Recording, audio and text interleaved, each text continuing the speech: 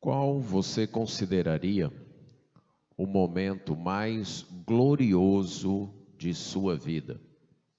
Se você tivesse que indicar um momento da sua vida que você consideraria o momento de maior glória, qual seria este momento? Penso que a nossa tendência seria destacar momentos de grandes conquistas, momentos no qual nós fomos aplaudidos, momentos nos quais nós nos saímos muito bem em alguma atividade, um momento em que, por alguma razão, nós despertamos muita admiração, arrancamos muitos elogios das pessoas, um tipo de conquista que tenha nos elevado. Penso ainda que dificilmente alguém indicaria um momento de vergonha, um momento de perda ou um momento de sofrimento. Nossa tendência em pensar em algo glorioso é em pensar em algo glamouroso, em glamour, em algo esplendoroso, algo que brilhe, que se destaque, algo que arranque a admiração das pessoas. No entanto, para o Senhor Jesus Cristo, um grande momento de glória foi o momento de sua morte na cruz. Apesar de toda a sua vida ter sido gloriosa, foi seu sofrimento e sua morte na cruz que o apóstolo João e ele mesmo, o Senhor Jesus, vai chamar de sua glorificação. Aprendemos com isso que da perspectiva divina, a glória inclui o sofrimento. Do ponto de vista de Deus, inclusive, não existe glória sem sofrimento. Esta verdade é destacada no Evangelho de João, no capítulo 13. Este é o Evangelho, o livro das Escrituras que estamos estudando nos domingos à noite. E agora nós chegamos ao capítulo 13, verso 31. E leremos do verso 31 até o verso 38. Evangelho de João, capítulo 13, nós leremos do verso 31 ao verso 38. Diz assim: Quando ele saiu, disse Jesus: Agora foi glorificado o Filho do Homem, e Deus foi glorificado nele. Se Deus foi glorificado nele, também Deus o glorificará nele mesmo, e o glorificá-lo-á imediatamente. Filhinhos, ainda por um tempo estou convosco. Buscar-me-eis. E o que eu disse aos judeus, também agora vos digo a vós outros: para onde eu vou, vós não podeis ir. Novo mandamento vos dou, que vos ameis uns aos outros, assim como eu vos amei, que também vos ameis uns aos outros. Nisto conhecerão todos que sois meus discípulos, se tiverdes amor uns aos outros. Perguntou-lhe Simão Pedro: Senhor, para onde vais? Respondeu Jesus: Para onde eu vou, não me pode seguir agora. Mais tarde, porém, me seguirás. Replicou Pedro: Senhor, por que não posso seguir-te agora? Por ti darei a própria vida. Respondeu Jesus: Darás a vida por mim? Em verdade te digo, que jamais cantará o galo antes que me negues 3 vezes. Vamos orar. Pai eterno, temos a tua palavra diante de nós, mas dependemos da assistência do teu Espírito Santo para entendê-la, para amá-la e para obedecê-la. Por isso suplicamos a tua ajuda nesse sentido, em nome de Jesus. Amém. No mundo marcado pelo pecado, no mundo contaminado pela desobediência a Deus, a verdadeira glória inclui o sofrimento. Sem sofrimento não há glorificação. Notamos isso porque a glorificação do Senhor Jesus incluiu o seu sofrimento, aquela sua morte sofrida e vergonhosa na cruz. O Evangelho de João, como nós temos repetido, foi escrito pelo apóstolo João quando ele estava na província da Ásia, já quase no fim de sua vida, uns 60 anos depois da vida do Senhor Jesus Cristo aqui na terra.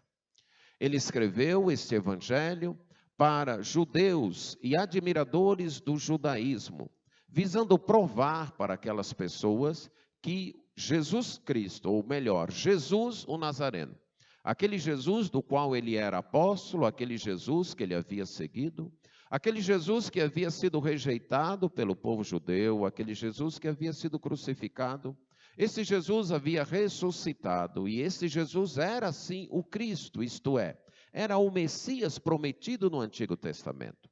E qualquer pessoa que seguisse a esse Jesus e qualquer pessoa que confiasse nesse Jesus, teria a salvação, teria a vida eterna. Ele deixa claro esse seu propósito lá no capítulo 21. Ele organizou o seu livro em duas grandes partes.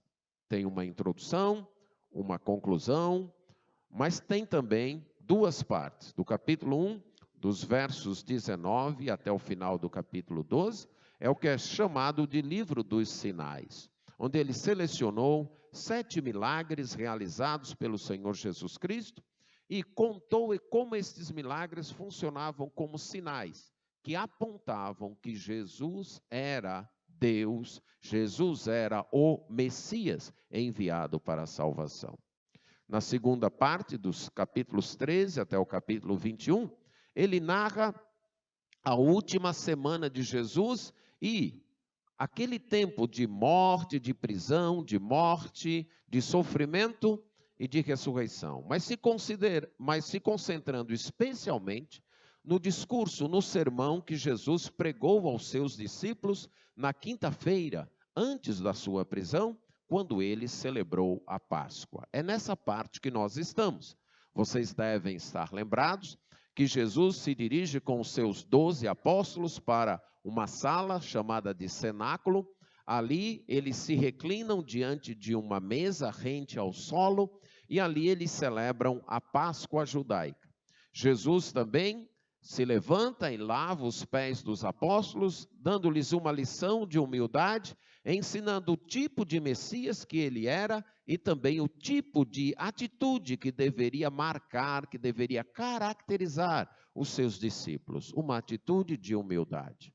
Ele tem um diálogo com Pedro e ele também tem um diálogo com Judas, Judas Iscariotes, Judas que seria o traidor. E na pregação anterior nós vimos que neste diálogo Jesus demonstrou que Judas era o traidor. Nem todos perceberam, nem todos entenderam. Mas Judas então sai para cumprir o seu papel de traidor. E agora, após a saída de Judas, logo após Judas ter saído, como nós vemos aqui, quando ele saiu, ele é Judas, quando Judas saiu, então Jesus vai dizer: agora é glorificado o Filho do Homem e Deus é glorificado nele. Agora é glorificado o Filho do Homem. O que significa esta expressão Filho do Homem? Esta expressão Filho do Homem vem desde o Antigo Testamento e ela foi utilizada por Jesus para falar dele mesmo. Várias vezes, se você tem lido os evangelhos com atenção, você vai ver Jesus usando esta expressão, Filho do Homem, referindo-se a si mesmo.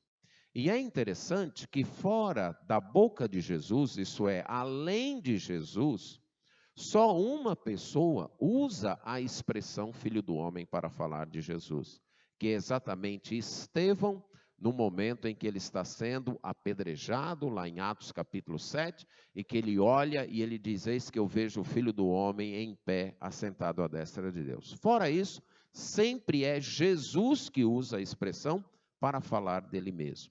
Jesus pensou esta expressão do Antigo Testamento, esse título do Antigo Testamento, que era um título messiânico, um título que falava do Messias, mas que não tinha todas as conotações de um Messias reinante e glorioso, que viria como aquele rei vencedor, aquele monarca vencedor, que implantaria o reino de Deus aqui na terra em sua primeira vinda. Era um Messias glorioso, sim, como aparece em Daniel, capítulo 7, você pode ir lá comigo, versos 13 e 14, que é, eu creio, a fonte do título no ensino de Jesus, numa visão que o profeta Daniel tem dos reinos deste mundo, dos reinos humanos que dominam este mundo, e como estes reinos deste mundo vão passar, esses reinos serão destruídos, e o último desses reinos irá perseguir o povo de Deus, irá fazer o povo de Deus sofrer de uma maneira nunca vista antes.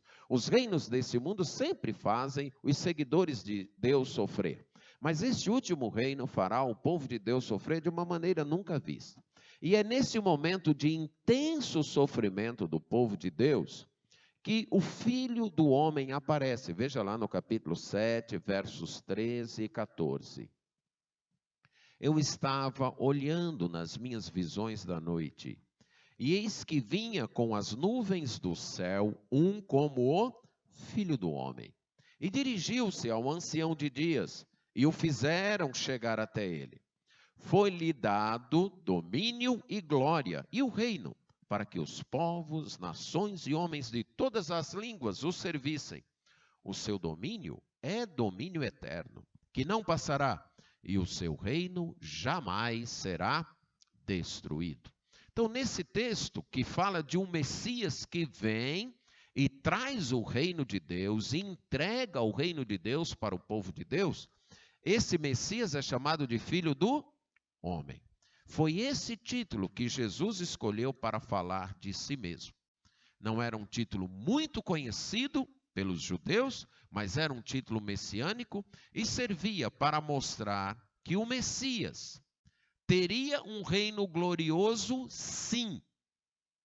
Mas antes de ter o reino glorioso, seria o servo sofredor. Ele sofreria.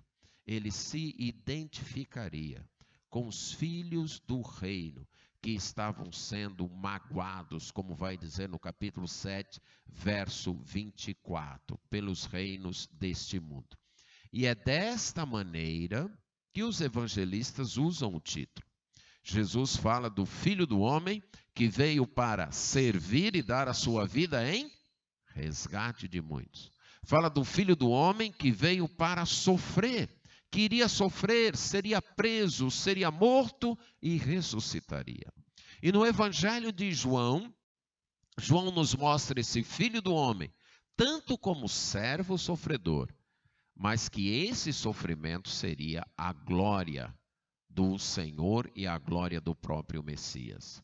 Também João está ligando aí esse seu ensino, através do Senhor Jesus Cristo, a Isaías 49, 3, quando é dito que o servo do Senhor, ou Deus, seria glorificado através do servo do Senhor. Se você tem acompanhado os estudos no Evangelho de João, você já viu que Jesus é apresentado como o Filho do Homem que revela Deus desde o início. Lá no capítulo 1, verso 51, quando Jesus está falando com Natanael, Jesus diz: você verá o Filho do Homem descendo dos céus e os anjos descendo por ele, fazendo uma alusão à visão que Jacó teve quando fugia de seu irmão Esaú, lá no livro de Gênesis. E ele mostra essa função do Filho do Homem, aquele que revela o Pai, aquele que revela Deus, aquele que traz a revelação de Deus até os homens, aquele que faz uma ligação entre o conhecimento dos céus para a terra, trazendo o conhecimento dos céus à terra. Este Filho do Homem que veio para revelar Deus, para mostrar Deus. Este Filho do Homem que veio para mostrar a glória de Deus, mostrará a glória de Deus também através do sofrimento. Através de sua prisão, de seu julgamento, de sua morte, de sua ressurreição, ascensão e entronização, um complexo de eventos que mostra isso. Por isso, voltando lá a João, capítulo 13, quando Jesus diz, agora chegou a hora. Várias vezes também no livro de João, você vê Jesus falando da sua hora. Lembra disso? Quando sua mãe comunica que o vinho acabou lá na festa em Caná da Galileia, como ele responde? A minha hora ainda não chegou. E várias vezes ele vai tratando que a sua hora vai chegar. E qual seria esta hora? Volte um pouquinho no capítulo 12, no verso 23, quando ele é procurado por pessoas que não eram do judaísmo, ele diz, é chegada a hora de ser glorificado o Filho do Homem. E qual é esta hora? E ele explica no próximo versículo. Em verdade vos digo, se o grão de trigo caindo na terra não morrer, fica ele, mas se morrer, produz muito fruto. Então, qual seria esta hora do Filho do Homem ser glorificado? Exatamente a hora da sua morte. Quando ele, ao morrer, com sua morte, daria muitos frutos. E agora, no capítulo 13, quando ele sabe que Judas Iscariote saiu, e que Judas irá entregá-lo, irá traí-lo, irá entregá-lo às autoridades judaicas, ele diz, pronto, agora chegou a hora. Agora chegou o momento. O Filho do Homem foi glorificado. O que significa ser glorificado? Ser glorificado é receber glória, é receber honra, reconhecimento. É quando alguém, então, é reconhecido, quando alguém recebe admiração, ou tem algo que desperta a admiração. A glória é algo a ser estimado, valorizado. É algo que mostra a importância, o valor que alguém tem. É desta maneira que a palavra é usada no Antigo e no Novo Testamento. Fala do valor, da estima que alguém tem, seja dependendo do momento e da sociedade, em termos de riqueza, em termos de beleza e assim por diante. Mas é o que confere peso, o que confere valor à pessoa. No caso de Deus, Ele é sua própria glória. Não há nada além de Deus que lhe confira glória. Ele é o valor mais alto. Ele é sua própria glória. E esta glória se manifesta através de suas obras, através de suas ações. O Salmo 19:1 diz que os céus manifestam a glória de Deus. A criação, então, o que Deus fez, mostra como Deus é glorioso, mostra o que Deus é, o seu poder, a sua sabedoria. No Antigo Testamento, tinha a profecia de que um dia a glória do Senhor seria vista em toda a terra. A glória do Senhor, que seria a manifestação do reino de Deus, seria em toda a terra, seria se manifestada. Jesus veio para manifestar a glória de Deus. E o Verbo se fez carne e habitou entre nós. E vimos a sua glória. Então Jesus veio e com sua vida aqui, com sua encarnação, ele manifestou a sua glória. Quando ele realiza o seu primeiro milagre, qual foi mesmo o primeiro milagre dele? Transformar a água em vinho. É dito que ele começou assim os seus sinais. E os seus discípulos viram a sua glória, viram o seu poder, viram a manifestação de sua glória. Só que esta glória tinha que ser vista pelos olhos da fé. Porque não era a glória de um Messias que veio como rei, que desceu do céu com suas hostes de anjos, com seus exércitos, que reuniu o povo judeu em um exército e saiu para derrotar o Império Romano. Não. Foi um menino que nasce na garagem, podemos dizer assim, de uma hospedagem da pequena Belém, que não tem um berço, que sua mãe vai utilizar como seu primeiro berço uma manjedoura, um concho, um lugar onde os animais comiam. Um menino que nasce numa família pobre, que os pais não tinham recursos nem para comprar um animal de porte. Quando ele foi apresentado, levaram 2 pássaros para o sacrifício. Um menino que teve que fugir do rei Herodes. Quando o rei Herodes quis matar as crianças de Belém, os pais tiveram que ir se esconder com ele no Egito. Um menino que cresceu, se tornou rapaz, um carpinteiro, trabalhando na cidade de Nazaré. E quando começa o seu ministério, não começa com pompa, não começa nem na principal cidade ali, não começa em Jerusalém. Começa lá, na região norte, desprezada. E apesar de todos os sinais que ele fez, não se enquadrou nas expectativas do povo judeu. Foi rejeitado, foi criticado, foi desprezado. Mas mesmo assim, era a suprema manifestação da glória de Deus. Nem sempre Deus manifesta a sua glória com esplendor visível.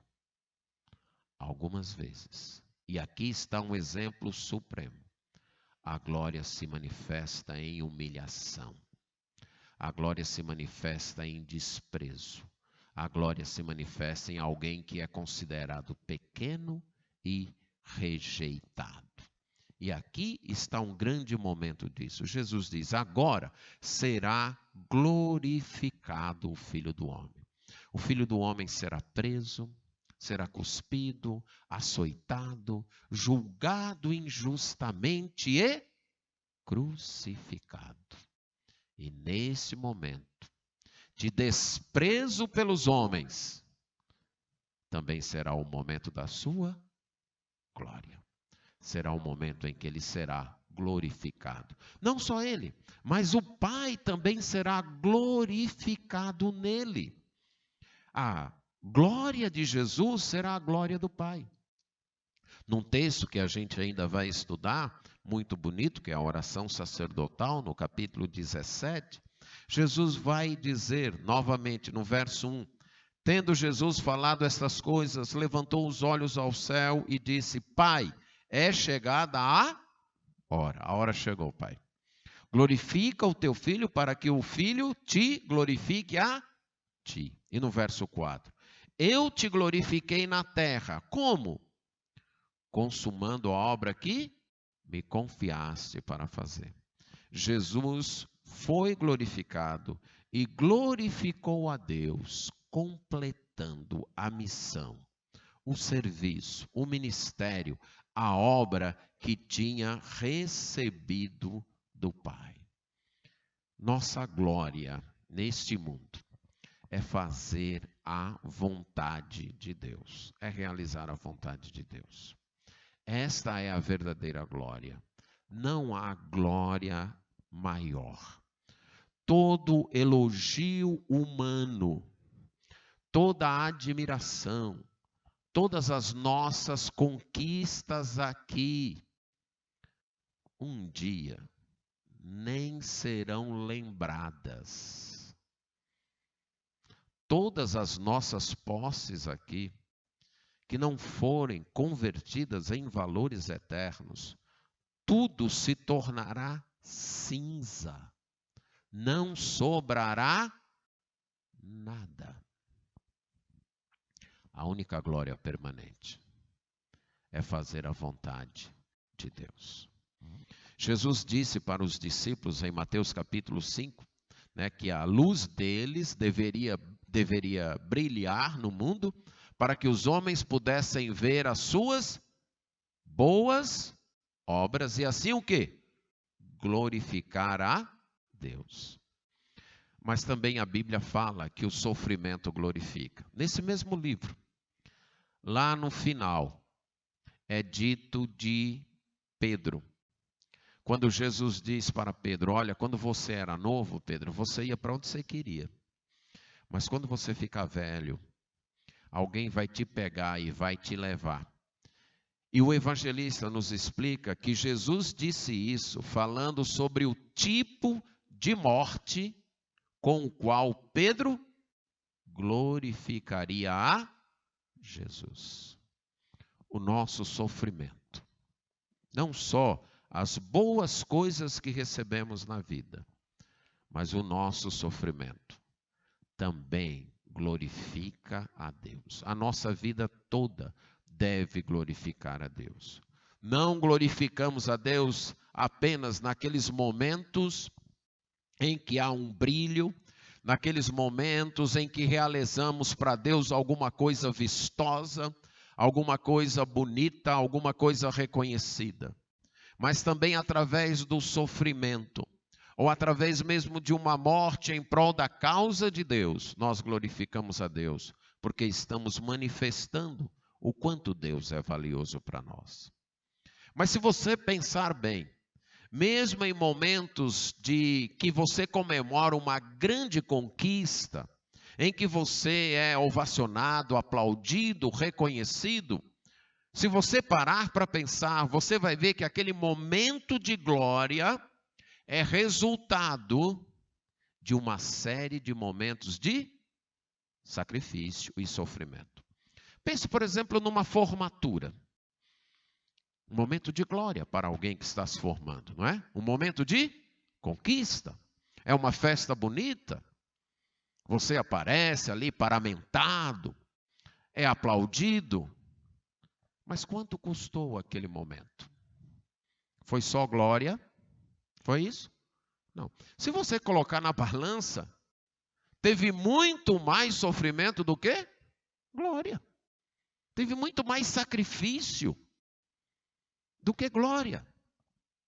Pense numa apresentação musical bem-sucedida. Pense num pianista que faz uma apresentação musical quase perfeita, que é aplaudido de pé, que ele mesmo se delicia não só com o aplauso, mas ele mesmo reconhecer que hoje à noite eu toquei extremamente bem. Eu mesmo me encantei com o som que eu produzi. Ali foi um momento de glória. Mas para chegar àquele momento, quantas horas de mão doendo, treinando em cima do piano? Quantas horas de sacrifício, de outros prazeres que ele deixou para poder treinar?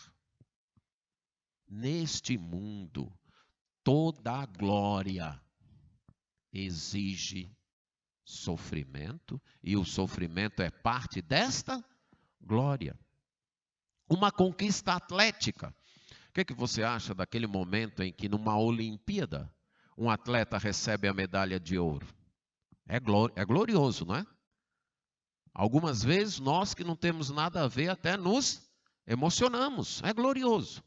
Agora pense no que custou para aquele atleta chegar ali. O tanto de treino, de sacrifício, de dor no corpo, de machucado que ele enfrentou. Pense aqui aqueles que têm filhos que já conquistaram, por exemplo, já foram aprovados num vestibular, ou já se formaram, ou já passaram num concurso. Foi um momento de glória para os pais, não foi? Foi? Foi. Mas para aquele filho chegar ali, como foi a gestação? Tranquila? Como foi o parto para a mãe? Quantas fraldas você teve que trocar? Quantas noites sem dormir? Quantas correrias para o médico quando ele adoecia? Vocês que já têm filhos criados e bem criados, que estão bem na vida, estão desfrutando uma glória, mas parem um pouco e pensem no quanto de sofrimento que houve. Toda a glória. Um casamento para ser mantido. Há um casal que chega a completar, por exemplo, bodas de ouro. Aí tem aquela festa bonita, filhos, netos, coisa maravilhosa.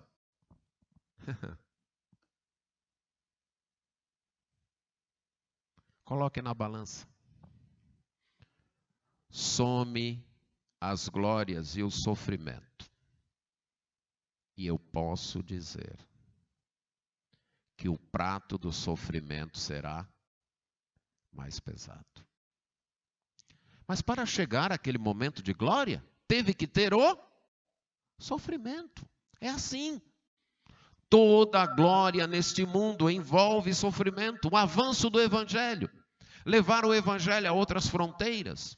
Levar o Evangelho lá para o Rio Grande do Sul. Aí quando o pastor Diego aparece aqui vestido como um gaúcho, todo elegante, bonito e falando. E você pensa no Rio Grande do Sul com seus churrascos. Eita.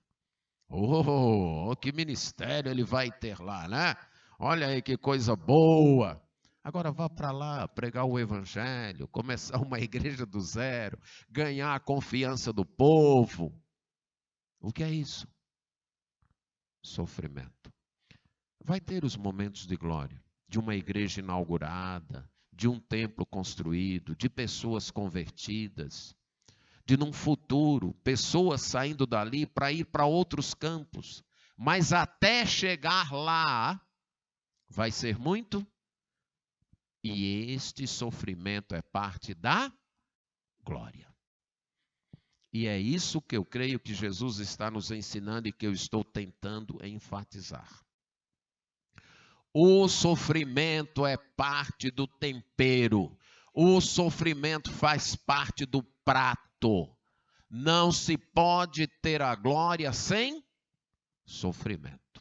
E algumas vezes será no momento de mais intenso sofrimento que Deus será mais glorificado. Foi ali na cruz. No momento de maior sofrimento, não só para o filho, mas também para o pai, que viu seu filho recebendo o peso dos nossos pecados, a penalidade dos nossos pecados sobre ele. Foi naquele momento em que o poder de Deus, a justiça de Deus e o amor de Deus foram de modos mais plenamente revelados. Foi ali que Deus se mostrou supremamente gracioso, supremamente justo e supremamente poderoso. Somos tendenciosos, temos a tendência de pensar que Deus só está nos abençoando, que Deus só está se agradando de nós, se tudo está correndo bem. Se estamos com saúde, se estamos prosperando financeiramente, se nossa família está sem problemas, então Deus está me abençoando. Pode ser que no momento de intenso sofrimento, seja aquele momento em sua vida que Deus está olhando e está dizendo: olha lá o meu filho, ele está sofrendo muito, mas ele não abre mão de mim. Ele continua crendo em mim. Ele continua confiando em mim. Ele acredita em mim. Eu deixei que todas as portas se fechassem para ele, mas ele não desiste. Ele ainda confia em mim. Deus deve abrir um sorriso e dizer: ele está me glorificando. O sofrimento é parte da glória. Mas esta glória se manifesta em nossa vida no amor uns aos outros. Glorificamos a Deus amando uns aos outros. Depois de dizer estas palavras, Jesus manifesta o seu cuidado amoroso para com seus discípulos. Lembrem-se, Jesus está no momento de intensa pressão. de intensa tensão. Os discípulos não conseguem perceber isso, os discípulos não conseguem enxergar isso, mas Jesus sabe que a sua hora está chegando. Ele já havia dito no capítulo anterior que ele estava para receber um batismo e que a sua alma estava angustiada. Mas que ele não iria abrir mão disso, porque foi para aquele momento que ele viria. Então ele está sobre uma pressão, sobre um estresse muito grande. Mas ele não permite que esse estresse o impeça de continuar amando os seus discípulos. Para mim, você amar uma pessoa numa situação, por mais querida que essa pessoa seja sua, numa situação de intenso estresse, em que você está submetido a uma forte pressão e mesmo assim você consegue pensar nos outros, é um teste de amor fantástico. Quando essas pessoas são suas, por exemplo, a gente entende quando um pai ou uma mãe faz isso por um filho. Afinal, eles são o quê? Filhos. Mas quando você faz isso por pessoas que você sabe que vão negar você, por pessoas que você sabe que vão abandonar você na hora que você mais precisa, aí sim é um verdadeiro teste de amor. E Jesus está nesse momento. Mas mesmo assim, veja como ele se dirige aos discípulos. Filhinhos. É a única vez que Jesus usa esta palavra. A palavra filhinhos é uma palavra amorosa, terna, de um pai para os filhos, e que é usada mais pelo apóstolo João na carta que ele escreve, de 1 João, se dirigindo aos seus leitores. Mas Jesus utiliza aqui para aqueles, quantos apóstolos? 11, eu tentei pegar vocês, mas estou vendo que vocês estão acordados. 11, porque Judas já tinha saído. 11 apóstolos, está ali. Ele diz filhinhos. Ele mostra seu cuidado amoroso, mas ele mostra sua preocupação em preveni-los quanto à situação que eles passariam. Filhinhos, deixa eu dizer algo para vocês. Eu só vou estar com vocês por um pouco. Depois, aquilo que eu disse para os judeus, e Jesus havia dito isso, foi registrado no capítulo 7, versos 33 e 34, e no capítulo 8, versos 21, quando Jesus disse para os judeus: olha, eu por um tempo estou convosco, mas vocês vão me buscar e não vão me achar, para onde eu vou vocês não podem ir. Jesus diz: aquilo que eu disse para os judeus, agora eu digo para vocês.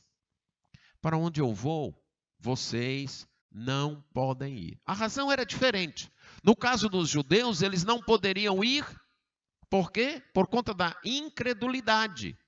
Mas no caso dos discípulos, eles não poderiam ir, porque não tinham ainda a maturidade suficiente, e além disso, o sofrimento de Jesus seria um sofrimento diferente. Jesus manifesta então o seu amor tanto nas palavras, filhinhos, como na preocupação em preveni-los, em prepará-los para o momento de ausência dele que os discípulos iriam experimentar.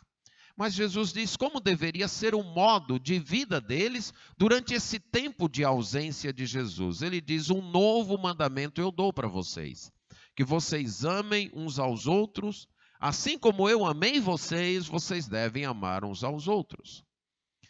Aqui ele começa uma palavra sobre o amor, que é interrompida várias vezes e que será completada lá no capítulo 15, nós iremos passar.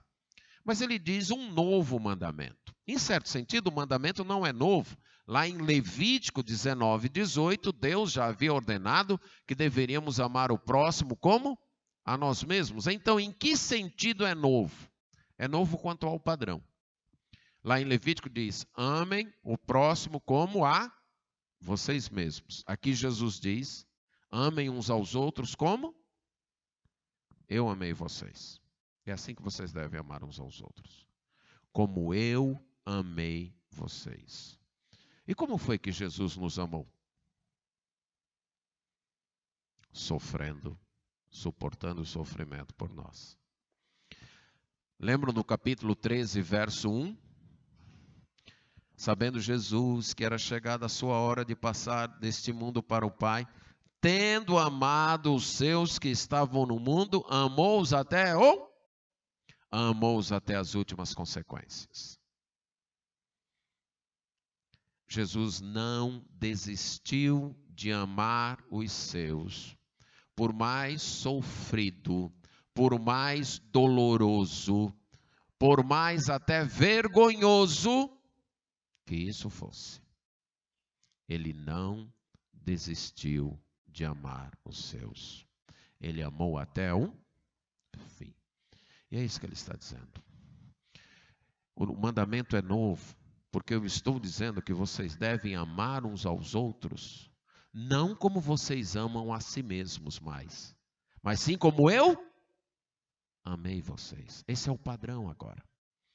É isso que caracteriza o povo de Deus, a nova aliança, o novo que Deus está criando, o reino de Deus, o novo mundo, um amor que ama até as últimas consequências, um amor que ama até o sacrifício, um amor que ama até dar a sua vida. E isso já foi ilustrado um pouco antes por Jesus. Como Jesus demonstrou isso um pouco antes? Ao lavar os pés. Um amor em humilhação, um amor que se rebaixa, um amor que vai lavar os pés de quem não merece ter os pés lavados. É esse o amor que Jesus nos desafia. É esse o amor que glorifica a Deus. Em nenhum momento Jesus está dizendo que é fácil. E ele nunca disse que o cristianismo é fácil. Se você decidiu seguir a Cristo achando que é fácil, você se enganaram você.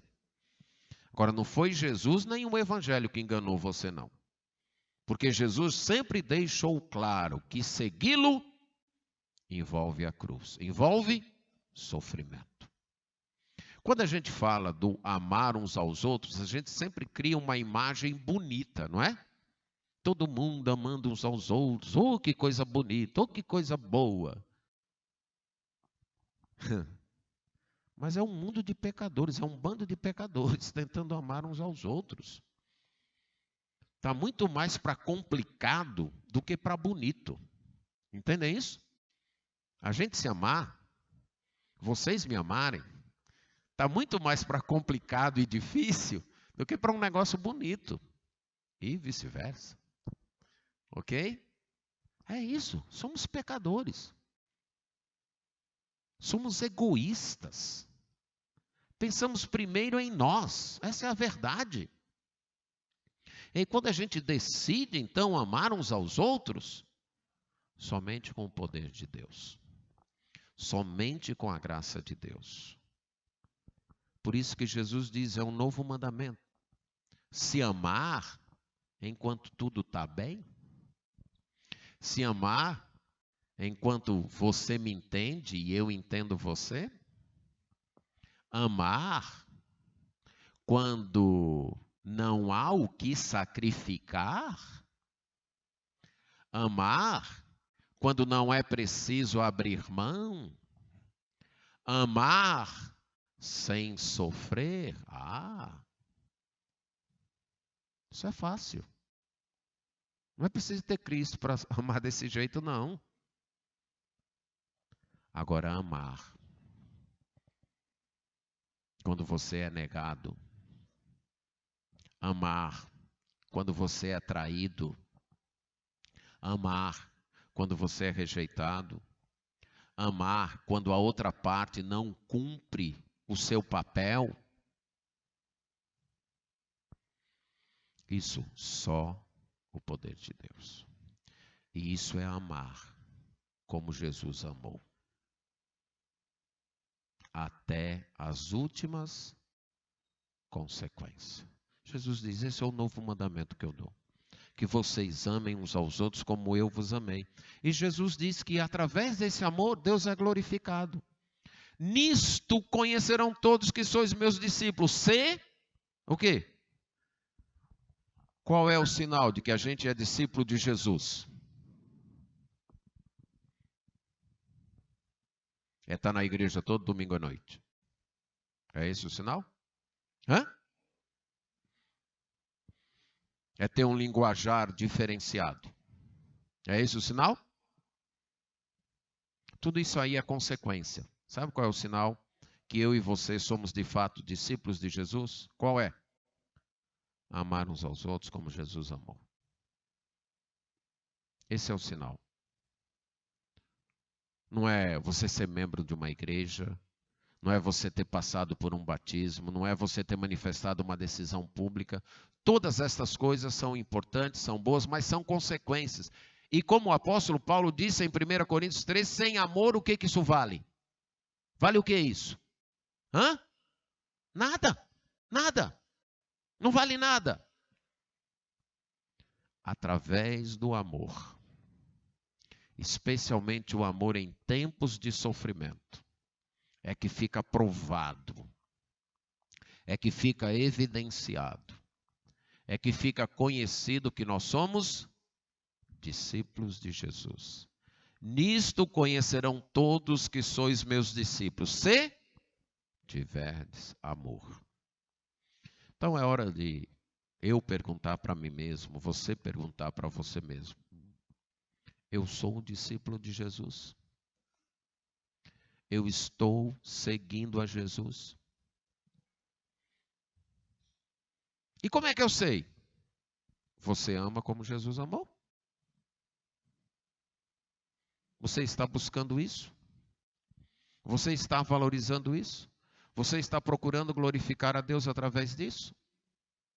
Isso demonstra se somos ou não discípulos de Jesus. Mas também, por último, nós glorificamos a Deus confiando e aceitando a sua palavra sobre nossas fraquezas e impossibilidades. Simão Pedro interrompe.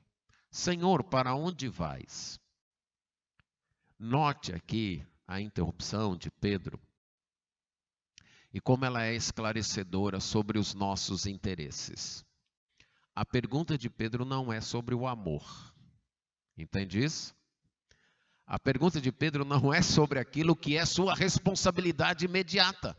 Jesus tinha dito, para onde eu vou, vocês não podem ir. Pronto. Agora eu tenho uma tarefa para vocês. Qual é? Amem uns aos outros. Mas não é só Pedro, é eu e você que somos assim, não é? Você chega para o seu filho e diz, olha, papai e mamãe vão sair, e enquanto papai e mamãe estiverem fora, vocês devem se comportar e fazer isso, e isso, e isso, e isso.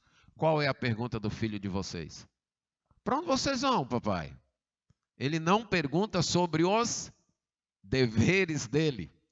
A curiosidade é maior. Nós somos assim.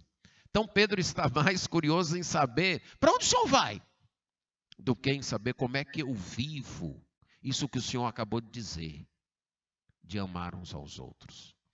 Nós temos uma facilidade muito grande de, com certa artimanha, nos afastarmos dos nossos deveres, desviarmos a atenção dos nossos deveres, criando até uma atmosfera de santo interesse pelos planos de Deus. E esse negócio da volta de Cristo. E esse da tribulação, ou disso, ou daquilo, ou do reino milenar, e tal, e disso, e da eleição, e disso, e daquilo outro. Enquanto a gente vai discutindo essas coisas, o amor uns aos outros, o que acontece? É muitas vezes deixado de lado. E Pedro diz, sim, Senhor, para onde o Senhor vai? Aí Jesus responde, Jesus repete, Jesus é paciente, né? Rapaz, eu não já disse, para onde eu vou você não pode ir. Não é assim que Jesus diz. Para onde eu vou você não pode ir agora, Pedro. Mas você me seguirá depois. Para quem tem estado com Jesus durante quase 3 anos, para quem viu Jesus multiplicar pães, 5 pães e 2 peixinhos, para quase quantas pessoas mesmo? Vocês lembram? 5.000 só homens. Devia dar umas 20.000 pessoas. Nunca esqueça do Romeirão, certo? Um estado do Romeirão, Jesus multiplicou pão para aquele pessoal todo. Para quem viu Jesus andar sobre as águas. Para quem viu Jesus ressuscitar Lázaro morto há 4 dias. Era suficiente. Para onde eu vou, Pedro? você não pode agora, você vai depois. Era suficiente isso? Era mais do que suficiente. E lembre-se que nesse mesmo discurso, Pedro já tinha escutado um agora e um depois. Lembra? O que eu faço, você não entende agora, mas irá entender depois. E agora Jesus diz, olha Pedro, para onde eu vou, você não pode ir agora. Você vai me seguir depois. Mas Pedro confia mais nele mesmo do que em Jesus Cristo. Senhor, por que eu não posso te seguir agora? Que conversa é essa? O Senhor não me conhece. Por ti eu seria capaz de dar a própria vida. Glorificar a Deus envolve aceitar o que Deus diz sobre os meus fracassos, sobre as minhas impossibilidades, sobre as minhas impotências. Envolve isso. Jesus estava dizendo, Pedro, você não pode me seguir agora. Aí Jesus responde, e há uma certa ironia, darás a vida por mim? É como se Jesus dissesse, Pedro, nesse contexto, quem é que está dando a vida por quem? E quem é? É Pedro que vai dar a vida por Jesus ou Jesus que vai dar a vida por Pedro? Claramente é Jesus que vai dar a vida por Pedro. Há uma ironia aqui. Darás a vida por mim? E Jesus acrescenta, deixa eu te dizer uma coisa. Antes que o galo cante, isso é, antes que chegue a vigília do galo cantar, você vai me negar 3 vezes. Pedro, com certeza, não acreditou nisso e os outros evangelhos demonstram isso. Mas Jesus sabia que era assim.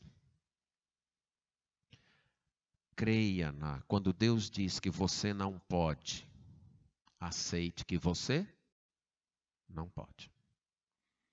Ele nos conhece melhor do que nós mesmos.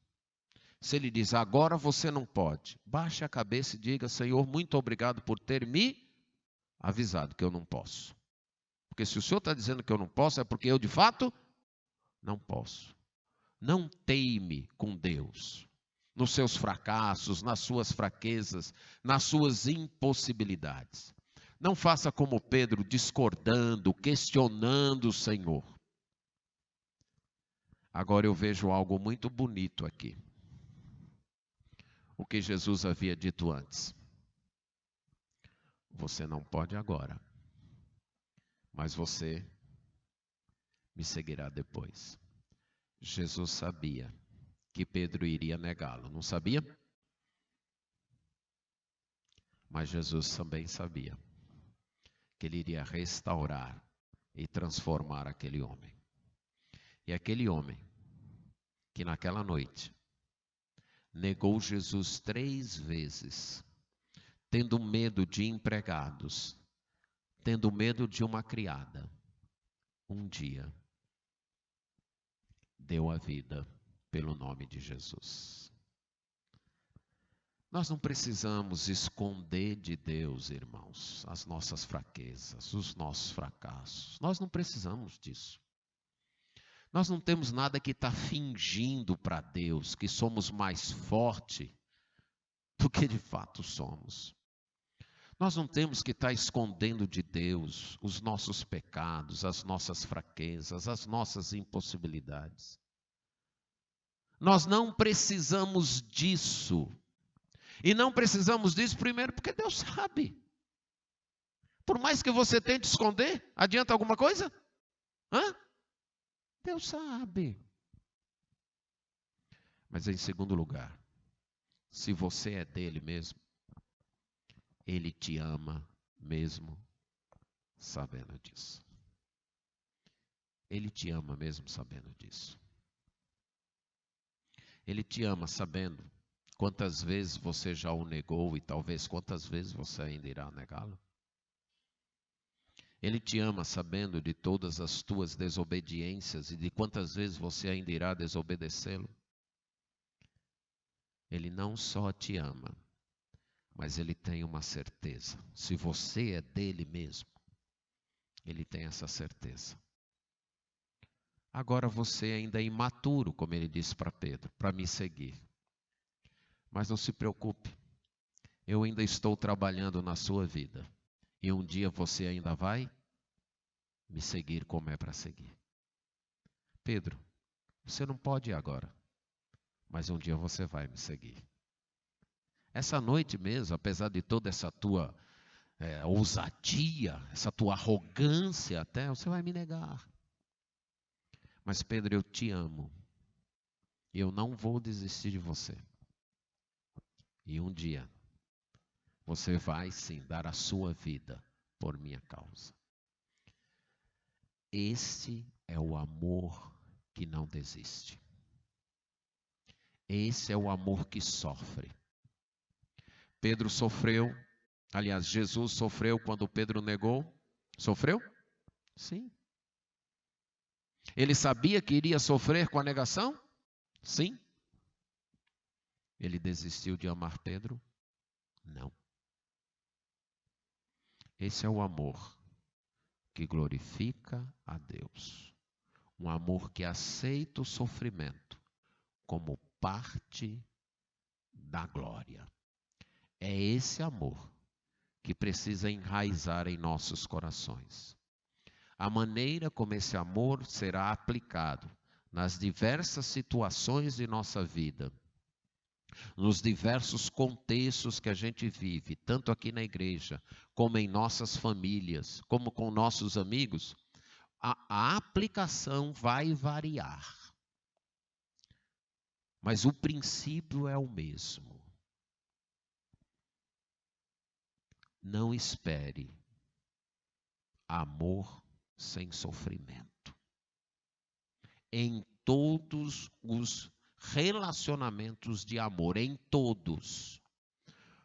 Pais que amam os filhos sofrem por causa desse amor? Sofrem? Sofrem, sofre preocupação. Assim. E não precisa o filho ser ruim, não. Concorda comigo? Né? Quantas vezes o filho sai, está até fazendo uma coisa boa, mas você está o quê? Preocupado e sofrendo em casa por causa disso? Sofre.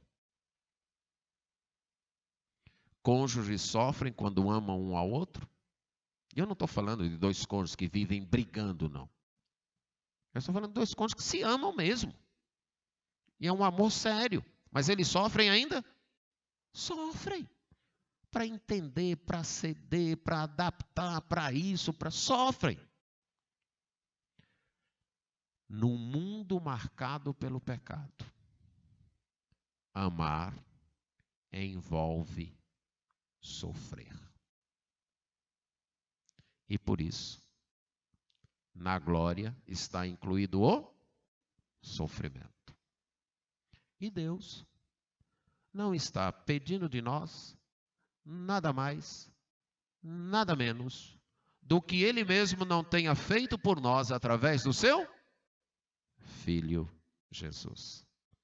E por mais que você sofra por amar alguém, nem ouse comparar em termos de qualidade e quantidade ao sofrimento de Deus por amar você. Não ouse isso, porque está longe.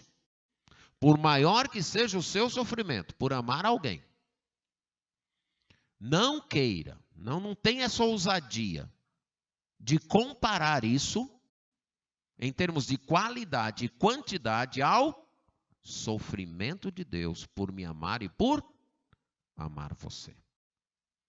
A glória de Jesus inclui o seu sofrimento, porque Jesus nos amou e por nos amar Ele sofreu, mas não desistiu de nós. Esta é a glória que Ele quer de nós e esse é o amor que Ele quer de nós. Nesse momento, vamos abaixar nossas cabeças. E eu gostaria que você orasse a Deus, nesse momento, reconhecendo que o sofrimento é parte da glória de Deus em sua vida. O sofrimento é parte da glória de Deus em sua vida. e agradeça a Deus por isso. E peça a Ele forças para você atravessar este sofrimento, porque é parte do projeto glorioso de Deus na sua vida. E se você está com dificuldade de amar alguém, porque essa pessoa está te fazendo sofrer, porque essa pessoa está sendo injusta contigo, porque essa pessoa está te privando daquilo que é direito seu, que você olhasse para Jesus, agradecesse, porque Ele não desistiu de amar você, e que você também pedisse forças a Deus para não desistir de amar esta pessoa. Pai eterno, chegamos à Tua presença mais uma vez, reconhecendo quão distante nós estamos do exemplo do Teu Filho e daquilo que Ele ensinou para nós. Reconhecemos nossa incapacidade, nossa imaturidade, nossa fraqueza, o nosso fracasso em Te glorificar através do sofrimento, em amar uns aos outros como o Senhor nos amou, em acreditar naquilo que o Senhor diz sobre nós. Mas também, com gratidão no coração, reconhecemos que aquilo que nós ainda não conseguimos, o Senhor ainda nos dará, por causa do sacrifício do Teu Filho. O Senhor ainda está realizando a obra em nós. Nos ajuda a continuar te seguindo, a continuar te servindo, custe o que custar. Pedimos isto em nome de Jesus. Amém.